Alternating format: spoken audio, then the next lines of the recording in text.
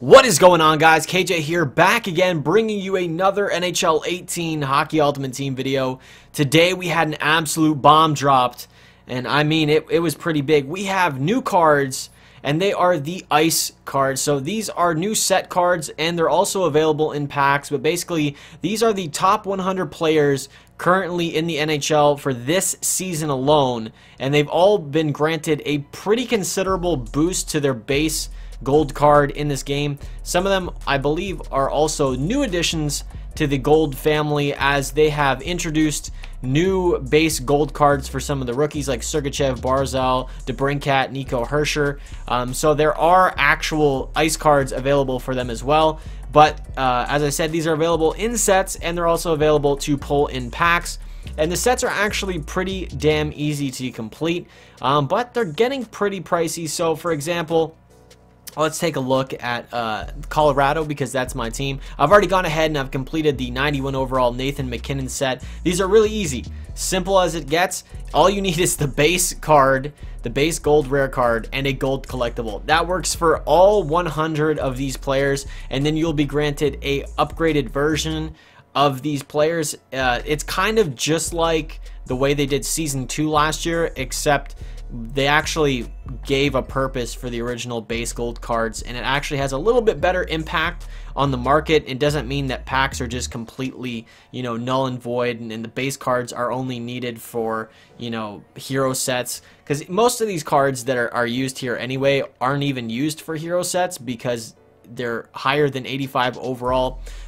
There is a timer on this set, so there's 55 days remaining. I believe that once the timer's up, it means that there's no more ice players in packs, and the ice sets are gone completely. So you have a very limited time to actually get these players. I'm actually going to show some packs that I've been opening. I would have liked to do a live pack opening for this, but obviously something this big that came out, you know, I kind of just went on and I went ham. As you see, I had over 1 million coins at one point this afternoon, because as you can imagine, the price of gold collectibles has gone up incredibly, man. They were at like 70k right when the collection dropped, and people, you know, took all the really cheap ones off the market. They went up in price. I had like 100 of them, so I sold off a bunch. I kept a bunch of other ones so that I could do some of the other sets.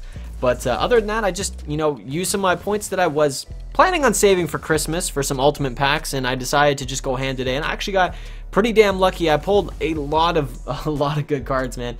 Not only that, but I ended up pulling 3 Star of the Month Nathan MacKinnons, whilst he has a 91 overall Evo card out, and I'm a little bit salty about that, not gonna lie. I know that a lot of people this year have expressed their extreme frustration with having duplicate cards in packs. So, you know, being able to pull the base card and alternate special versions of the same player at the exact same time, and it definitely, I haven't really had that much of an experience with it. But today was kind of the first time I was a little bit frustrated. I still don't play HUT at all. I just play ESHL. That's why I had so many gold collectibles. You know, I had all these players kicking around, so I did a bunch of the packs. I'm just balling out now, opening up packs. I don't really have any use for any of this stuff. I don't play Hockey Ultimate Team at all. I do soul challenges here and there, but it's strictly ESHL for me. But I can imagine how, you know, impactful this is for just casual players who may have like spent a lot of time grinding for like an Ovechkin or a Crosby early on in the year, and now for a really cheap price they can actually upgrade it and start competing with the players who do the master sets, who do all the HUT heroes, who do you know, the 99 overall master sets, who really go hard in this game, who finish top, you know, in competitive seasons, and who have really good rewards. This is a really good thing that EA did. You know, questionable in terms of how it's going to affect the market, but everything will go down in price eventually. I'm sure the base, or the price of base cards, is going to go up a pretty considerable amount for the future, and obviously the price of gold collectibles is going to go down once more people start, you know, doing the sets and getting the players that they want done. But it's definitely a good thing to help keep it competitive. Now, I also have kind of a theory here. All these cards are like kind of the overall that you would expect in like prior NHL games, like mid 90s or low 90s for a lot of the star players. And obviously now that these gold cards have 2 synergy points on them, I'm actually kind of assuming that they could do like a third wave of like base cards, because I would consider this like a second wave. It's the second upgrade. It's like season 2 cards last year in NHL 17, right? That they may drop another wave of these and like boost them up again for, you know, people who are the top 100 performing after, you know, maybe closer towards the end of the season, and then put these cards, you know, be able to use the ice cards to upgrade into a final version that has 3 synergies. Because, you know, one of the better things about this is that you get to upgrade the base gold cards that only have 1 synergy into a higher overall that have 2.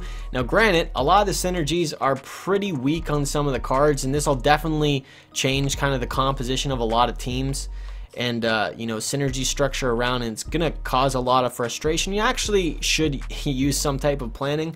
I actually have a sheet down below, or a link to a website that has all of the synergies and all the players that got upgraded in a very clean format. So if you guys are you know, wondering who you should and shouldn't upgrade, and you want to know what their synergies are, there'll be a link in the description to a sheet where you can easily figure out who exactly has the synergies you want.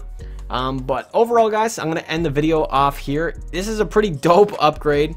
You know, nice to have kind of like a better version of season 2 cards from last year. It's nice to have the new gold base cards for the rookies that came out. Everything's been pretty, you know, pretty generous so far this year by EA, and I think they're doing a lot of good changes. It would just be nice if they made HUT have a little bit more features in it. Bring HUT 3s around at some point. That'd be nice. Anyway, guys, if you enjoyed the video, please drop a like down below. I'd highly appreciate it. If you haven't already, feel free to subscribe. Follow me on Twitter. My link is in the description. And as always, guys, take it easy.